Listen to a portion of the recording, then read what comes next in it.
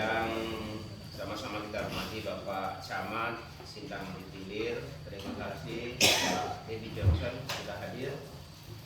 Yang kami hormati Ketua KTNA Kabupaten Rejang Lebong, Ketua KTNA Kabupaten Pak, bukan Kecamatan Sintang Tilir. Artinya beliau mengetuai kelompok kontak tani nelayan se-Kabupaten Rejang Lebong.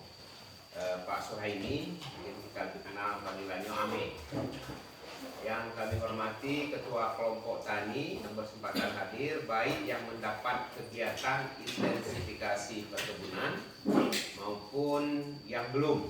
Kami sengaja mengundang ada beberapa kelompok tani supaya kita mendapatkan ulasan nanti dan juga menyampaikan beberapa informasi seperti disampaikan oleh Bapak Ketua KTNA. Yang kami hormati rekan-rekan penyuluh, Korlu, Pak Zulkarnain, beliau tadi sudah menyampaikan, beliau orang berarti, beliau terutama kami ini mulai dari honorer dulu, kemudian menjadi mahasiswa di Stiper, kebetulan Sekolah Tinggi Ilmu Pertanian Rejang Lebong, kebetulan saya ketua Stiper, di samping saya Ibu Kabid dosennya. Jadi lengkap kita di sini ya, alumni ya, dari Stiper yang sekarang alhamdulillah sudah menjadi Universitas Betulan. Ini suatu kebanggaan kita ya. Kita di Jambong ada universitas milik Yayasan Betulan yang satu-satunya di Indonesia Bapak Ibu yang mendapatkan izin di dalam pembentukan universitas.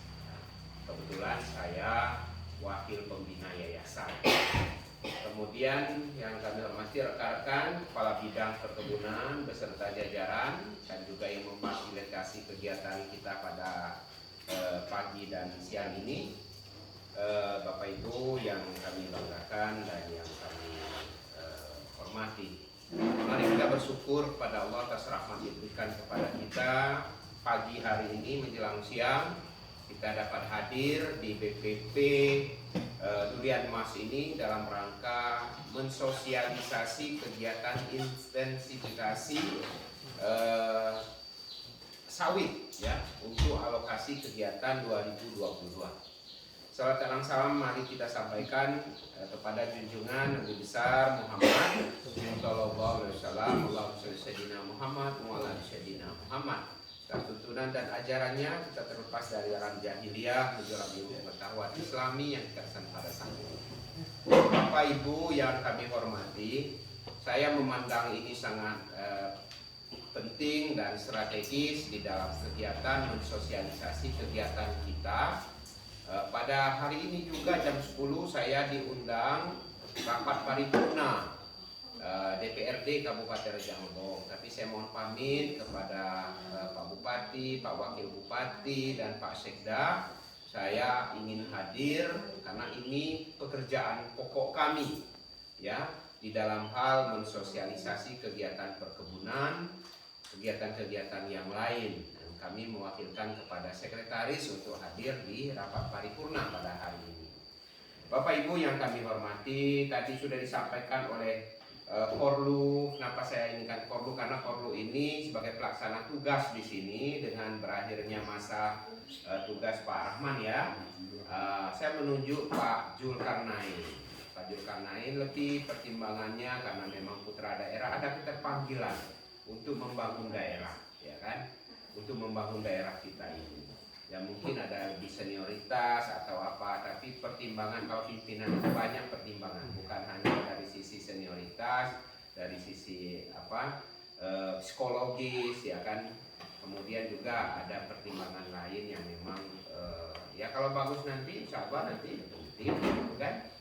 Nah, tunjukkanlah kinerja selama memang menjabat sebagai pelaksana tugas, sebagai koordinator penyuluh di sini.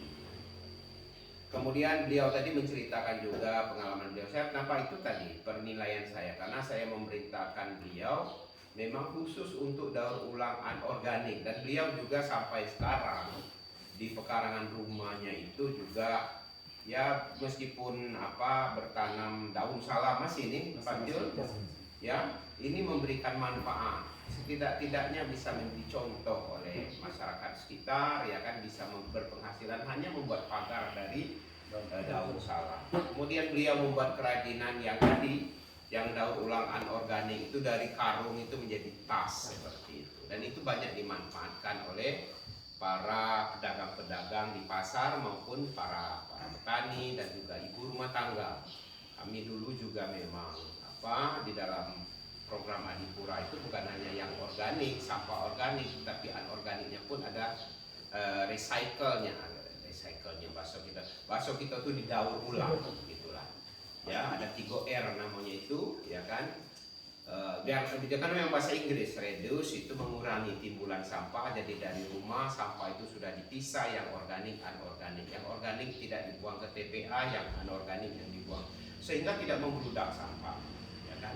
Reduce, recycle tadi. Jadi yang bisa didaur ulang, yang ini didaur ulang lagi. Misalnya bekas pipet, bekas apa dibuat bank seperti itu. Begitulah kira-kira penilaian Adipura itu bukan hanya dari sisi bagaimana kota itu bersih, kota itu nyaman, dan tidak kalah pentingnya adalah menanam pohon peneduh. Tidak ada ceritanya kini ini tidak dinilai, tidak ada yang dinilai lagi. Pohon peneduhnya lah banyak ditebang, nggak ada.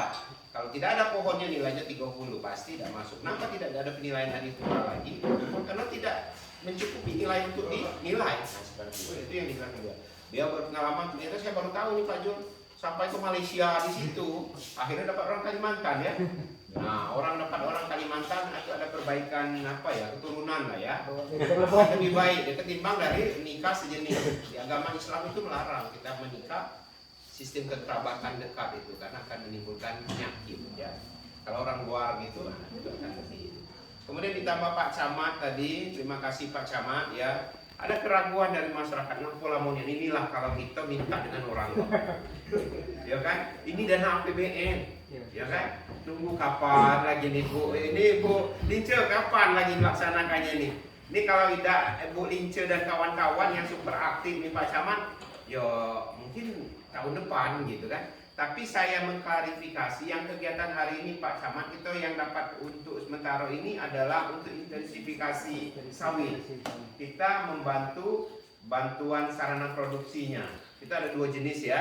Ada sarana prasarana jalan. Nah, itu kita di wilayah PUT. Yang di sini kami kasih bantuan sarana prasarananya seperti saprodinya, seperti pupuk, pestisida, di luar bibit.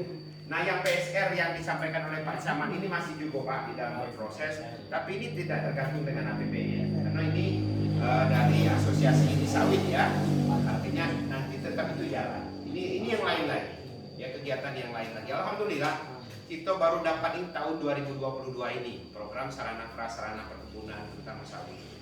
Ya mudah-mudahan kalau nanti dikerjakan dengan baik apa yang disampaikan oleh Pak Suhaimi tadi, tidak ada masalah. Pak Jul tadi, administrasi kita tidak ada masalah, pekerjaan kami berkeyakinan baik, ya kan?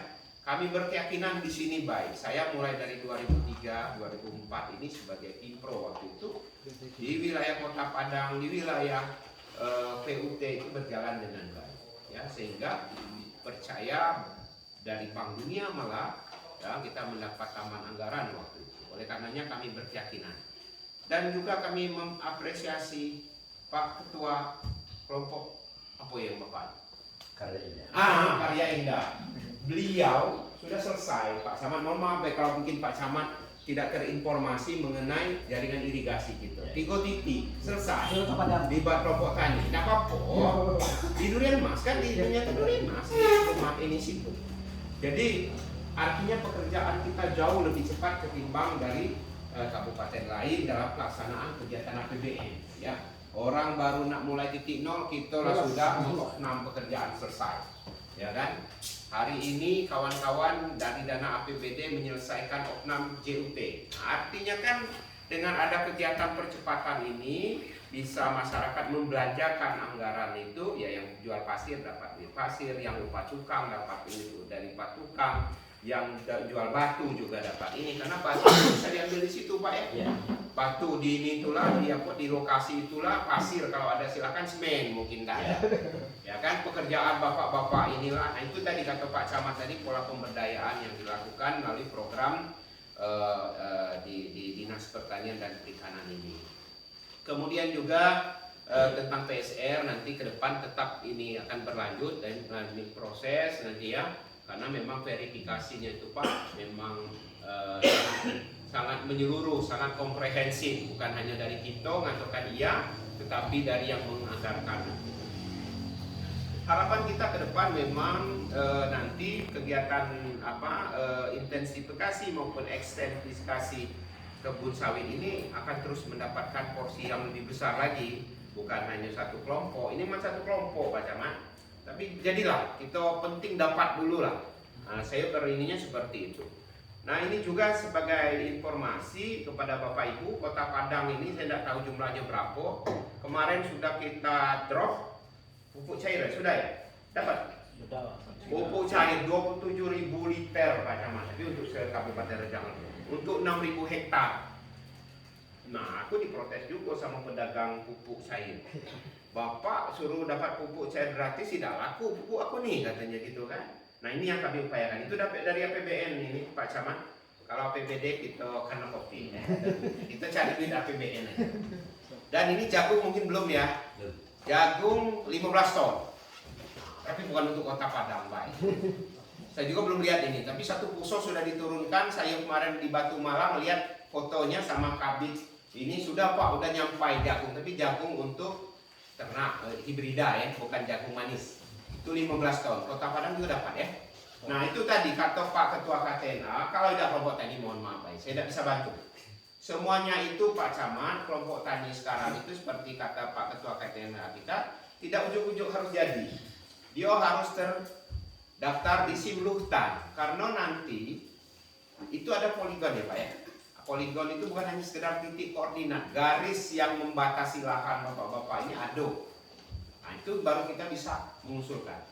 Nah saya titip dengan Pak Camat pun sudah ada perintah Pak Bupati untuk memberi 28, saya masih ingat surat Pak Bupati itu 24 Januari yang lalu untuk memerintahkan kepala desa dan lurah untuk menginventarisir petani-petani kita belum bentuk kelompok tani untuk bentuk kelompok tani. Dan melapornya 3 bulan, ingatkan itu Pak Camat, rasanya Pak Camat belum melapor rasanya tuh. Kalau ini koordinasi dengan Korlu, nanti Korlu sambil ini kan koordinasi ke Camat, bawalah berapa pembentukan kelompok tani Kota Padang di semester pertama ini. Kalau surat Pak Bupati itu mintanya itu per 3 bulan dilaporkan. Karena inilah bisa membantu para petani kita. Ya, surat itu per 3 bulan melaporkan melalui Dinas Pertanian. Datanya ada, dengan kawan-kawan Korlu ada, dengan penyuluh ada itu datanya. Pak Camat tinggal ini aja. Kalau kadesnya tidak melapor. Kami juga meminta kepada kades, kepada kawan-kawan penyuluh untuk menginventarisir sawah kita, ya kan? Berapa sawah kita yang sebenarnya yang ada di desa itu kan? Tapi tidak harus mengukur kawan-kawan penyuluh. Kalau mengukur tidak cukup duitnya. Saya minta itu tahu, misalnya si A punya sawah, luasnya tidak harus yang persis sama, tapi mudah-mudahan mendekati betul, karena yang punya lahan kan. Nah maksud saya memang betul-betul terdata. Jangan sampai kejadian seperti penyusunan atau pendataan sawah oleh BPM yang tadinya 9.000 hektar kan, berkurang tinggal 5.000 kan? 5.000 hektar gitu. Nah ini ya karena itu tadi datanya mungkin tidak pernah diupgrade, pas dilihat melalui citra satelit lalu diverifikasi kawan-kawan penyuluh, kita setuju. Nah, data sebenarnya 5.000 lagi, nah, termasuk pengurangan yang di Durian Mas ya, yang tadinya kita menganggap sekitar 500 hektar nggak nyampe lagi kan? Ya itu memang. Nah ini penting Bapak Ibu, apalagi dalam ini kita dalam rangka untuk swasembada pangan beras. Alhamdulillah kemarin Pak Menteri yang disampaikan oleh Pak Suhaimi Ketua KTNA yang hadir, Ketua KTNA yang hadir masuk Pak. Aku di situ jadi wartawan.